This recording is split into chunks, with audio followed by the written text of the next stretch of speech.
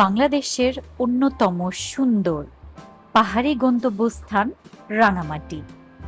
আর রাঙামাটির সৌন্দর্যের বড় একটা অংশ জুড়ে আছে বিশাল কাপ্তাই লেক। পাহাড় আর নীল পানির অসাধারণ মেলবন্ধন, চারপাশের ঘন সবুজ আর শান্ত পরিবেশ, সব মিলিয়ে কাপ্তাই লেকের সৌন্দর্য সত্যি চোখে পড়ার মতো।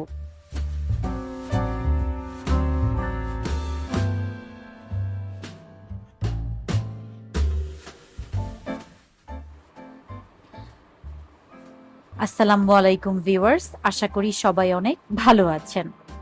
আজকে আমাদের রাঙামাটির দ্বিতীয় দিন। আজকের পুরো দিনটা আমরা কাটিয়েছি কাপ্তাইয়ের লেকের বোটে। সো কোথায় গিয়েছিলাম, কিভাবে পুরো দিনটা উপভোগ করেছি, সবকিছুই দেখাবো আজকের এই ব্লগে।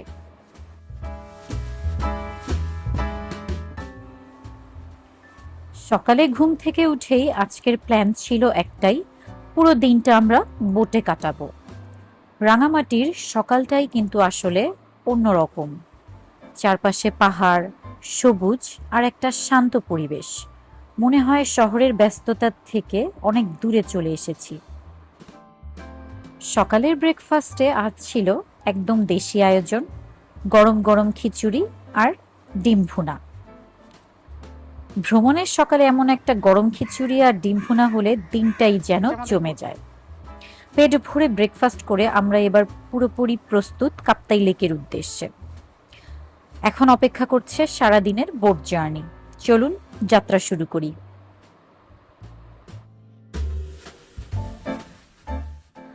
আমাদের আজকের বোটটা দেখেই সত্যি বলতে প্রথমে বেশ ভালো লেগে গেল।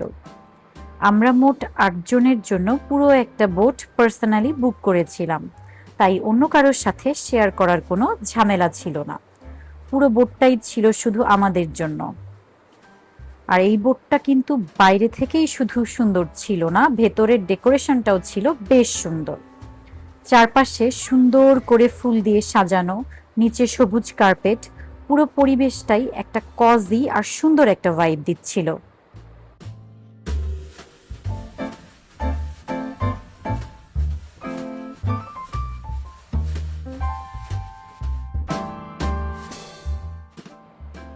সেদিনের ওয়েদারটাও ছিল কিন্তু একদম মেঘলা। আকাশ জুড়ে কালো মেঘ, চারপাশে পাহাড় আর শান্ত লেক, পুরো পরিবেশটাই যেন অন্যরকম সুন্দর হয়ে উঠেছিল।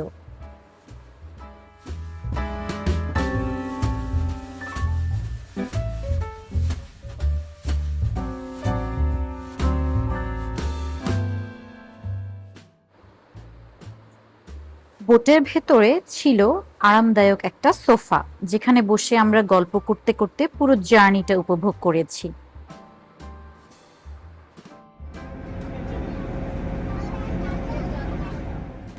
আর সবচেয়ে ভালো লেগেছে, বোটের মধ্যে একটা আলাদা রুমও ছিল। রুমটা ছোট হলেও আমাদের রেস্ট নেওয়ার জন্য মোটামুটি ভালোই ছিল। দীর্ঘ সময়ের জন্য বোটে থাকলে এটা কিন্তু সত্যি অনেক কনভিনিয়েন্ট।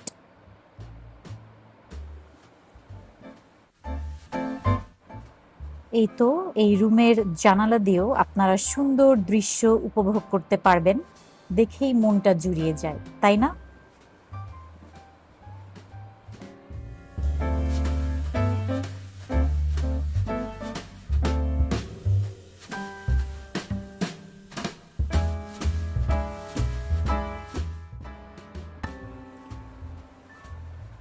আর হ্যাঁ, আরেকটা ভালো সুবিধা ছিল বোটের ভেতরেই ওয়াশরুম, তাই সারাদিনের বোট জার্নিতে এই বিষয়টা নিয়ে কিন্তু চিন্তাই করতে হয়নি।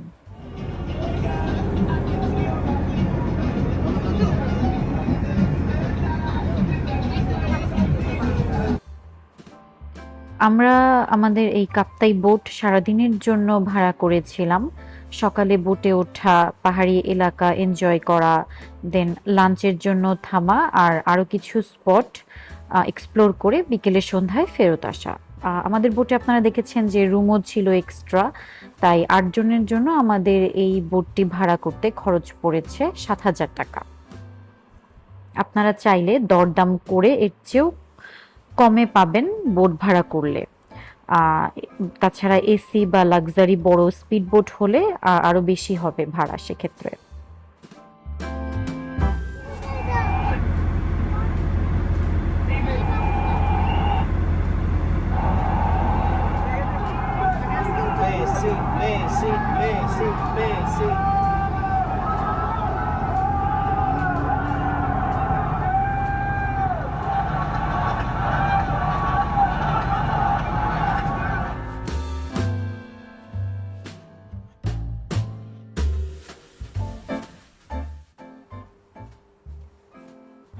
কাপ্তাইকে সবচেয়ে ভালোভাবে উপভোগ করার একটা উপায় হচ্ছে বোট জার্নি।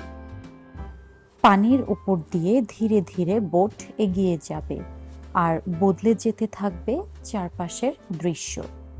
কখনো পাহাড় খুব কাছে, আবার কখনো দূরে, আবার কখনো শুধু নীল পানি আর সবুজের অসাধারণ কম্বিনেশন।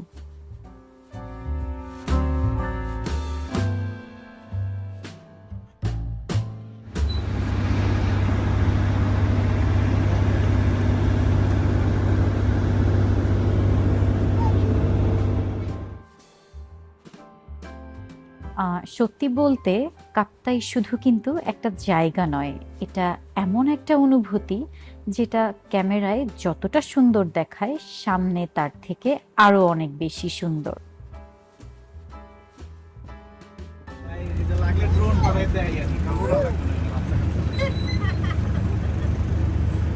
সেই আসতেছে ভিডিও দাঁড়াও।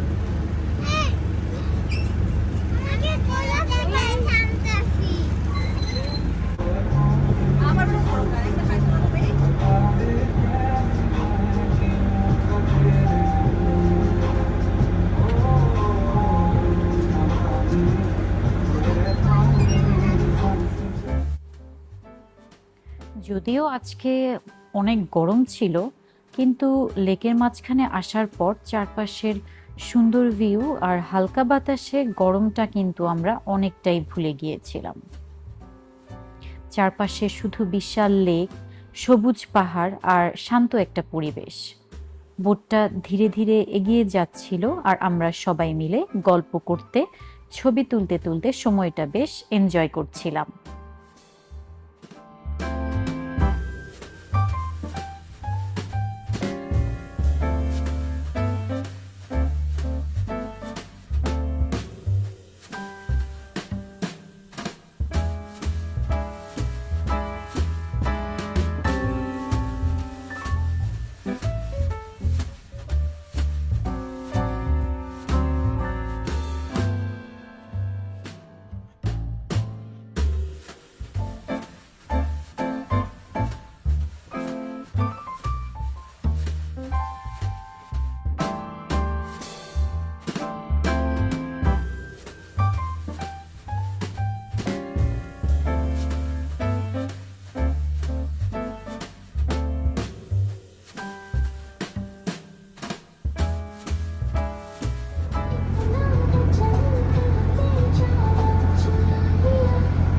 এত বড় বোটে মাত্র 2 জন।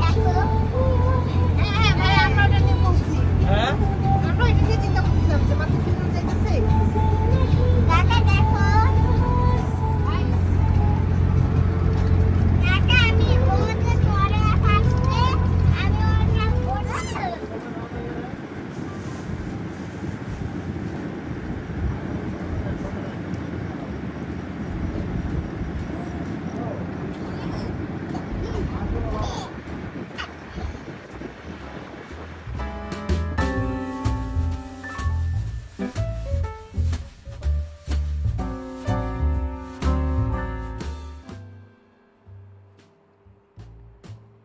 কাপ্তাই লেকে বোটে ঘুরতে ঘুরতে চারপাশের সুন্দর প্রকৃতি উপভোগ করছিলাম। গরম ছিল ঠিকই, বাট লেকের মাঝখানে বোটে থাকলে সেই গরমটা তেমন একটা ফিল হচ্ছিল না। এরপর ঘুরতে ঘুরতে আমরা লাঞ্চ করার জন্য পেদা টিংটিংয়ে নেমে পড়লাম। বোট থেকে নেমে জায়গাটার পরিবেশটাও বেশ ভালো লেগেছিল আমাদের কাছে। লেকে অনেকক্ষণ ঘুরেছি, সো সবাই মিলে লাঞ্চ করার জন্য অনেক বেশি এক্সাইটেড ছিলাম।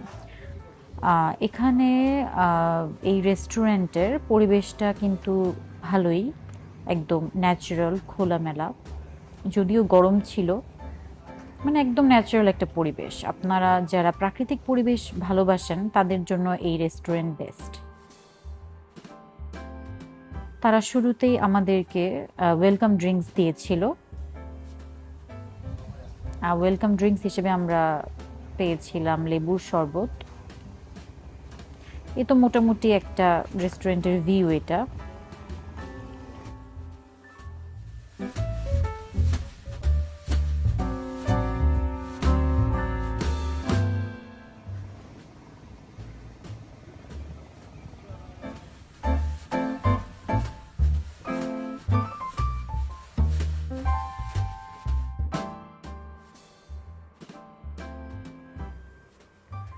পেদা টিংটিংয়ে এবার আমাদের লাঞ্চ করার পালা। আমরা এখানে একদম দেশি বাংলা খাবারই অর্ডার করেছিলাম, একদম লোকাল খাবার, আমাদের বাঙালি খাবার। এখানে রাঙামাটির সবচেয়ে পপুলার ব্যাম্বু চিকেন অর্ডার করেছিলাম, ভাত, ডাল, ভর্তা, সবজি, একদম ঘরোয়া টাইপ খাবার আর কি, আর সালাদ। বোটে ঘোরার পর আমরা যেহেতু অনেক হাংরি ছিলাম, আমরা লেকের পাড়ে বসে এই দেশি খাবার খেতে লাগলাম, আর ভিউ আমরা ভালোই এনজয় করছিলাম।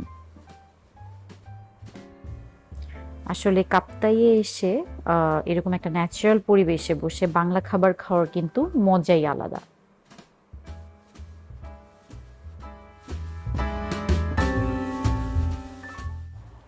এই তো পরে লইটা ফ্রাই আরও অর্ডার করলাম খাওয়ার জন্য।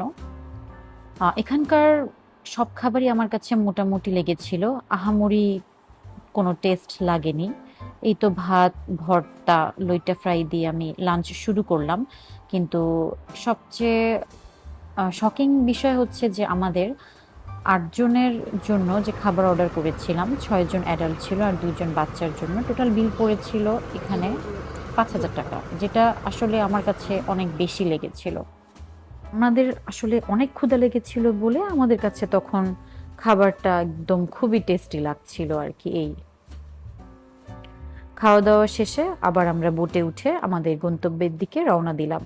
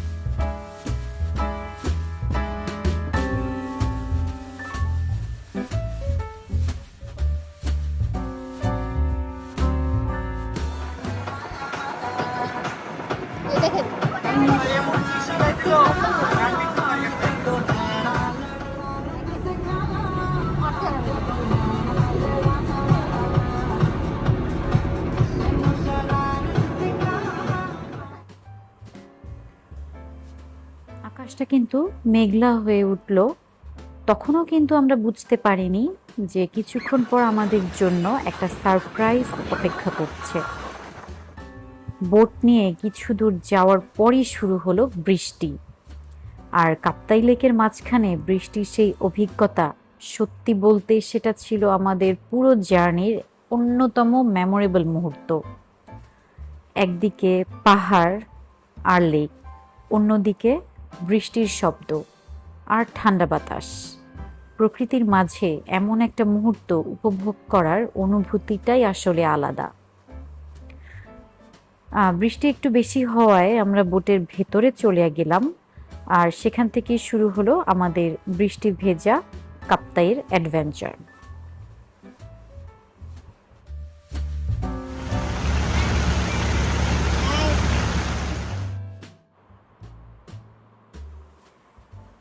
এই তো এখন প্রায় সন্ধ্যা 6টা বেজে গেছে।